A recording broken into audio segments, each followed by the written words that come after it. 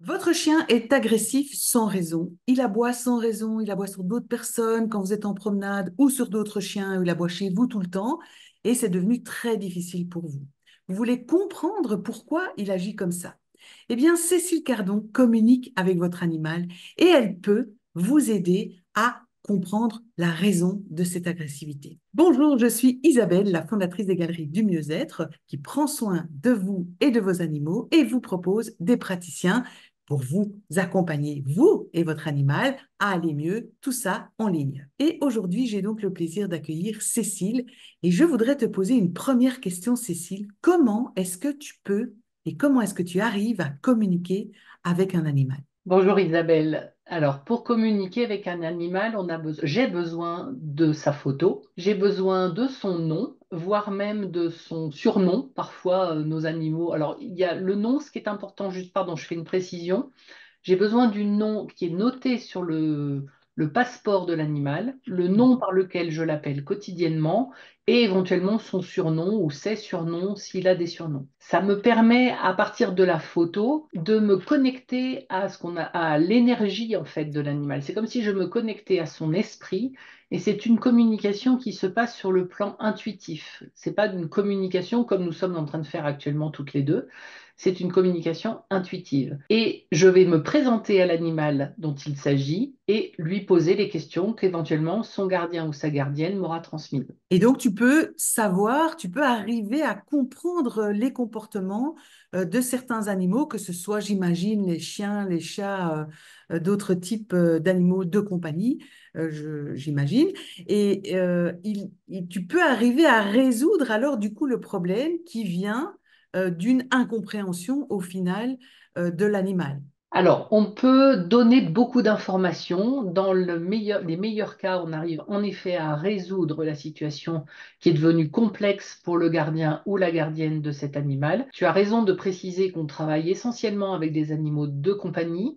On peut aussi travailler avec des animaux dits de rente que l'on trouve dans les fermes, par exemple, dès l'instant où la demande vient de la personne humaine qui est en charge de cet animal et qu'elle est en capacité de l'identifier et de le reconnaître. Pour ce qui est de l'animal de compagnie, on va aller questionner sur ce comportement, alors par exemple cet aboiement excessif dont tu parlais tout à l'heure, pour aller questionner l'animal, pourquoi tu aboies, qu'est-ce qui se passe, est-ce qu'il y a eu un changement, est-ce qu'il y a eu un changement dans la maison, est-ce qu'il y a eu un changement dehors, quelque chose t'a fait peur. On va aller vraiment, en fait, mener l'enquête avec l'animal et toujours, alors ça peut paraître curieux, mais c'est important, je pense, de le préciser, toujours avec son consentement, c'est-à-dire qu'on demande toujours à l'animal s'il est OK pour correspondre avec nous.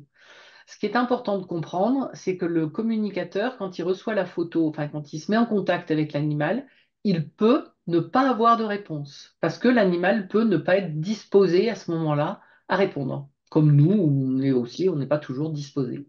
C'est important, pardon, je continue, mais c'est important, ça me fait rire, mais c'est important de le préciser.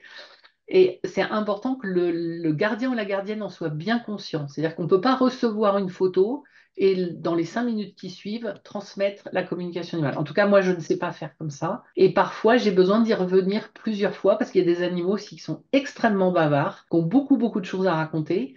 Et donc, il faut prendre le temps aussi d'intégrer toutes les informations transmises. Voilà. Merci beaucoup. Et est-ce que tu pourrais me dire pourquoi on ferait appel à toi et à la communication animale plutôt que d'aller au dressage, plutôt que d'aller chez un éducateur canin pour régler ces problèmes d'agressivité ou d'aboiement excessif?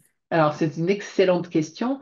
On va, en communication animale, essayer de comprendre sur des plans peut-être un peu plus subtils ce qui va se passer pour l'animal. Il est important de vraiment se souvenir que, en première intention, en tout cas pour un problème de santé, en première intention, le vétérinaire est indispensable. Le vétérinaire, c'est comme nous, nos médecins, il va être là pour soigner une problématique liée à une pathologie. Le dressage, ça va être pour avoir un animal de compagnie confortable dans la société dans laquelle on vit, quand on a besoin de sortir à l'extérieur, pour les voisins, etc. La communication animale est vraiment située dans cette interface très précise de la relation émotionnelle que l'on a avec son animal. Donc c'est toujours une demande qui vient du gardien ou de la gardienne de l'animal concerné. On ne peut pas faire une communication animale pour le chien du voisin qui aboie de façon excessive, par exemple. En tout cas, moi, je ne le fais pas. C'est anti-déontologie. Parfait, je te remercie beaucoup.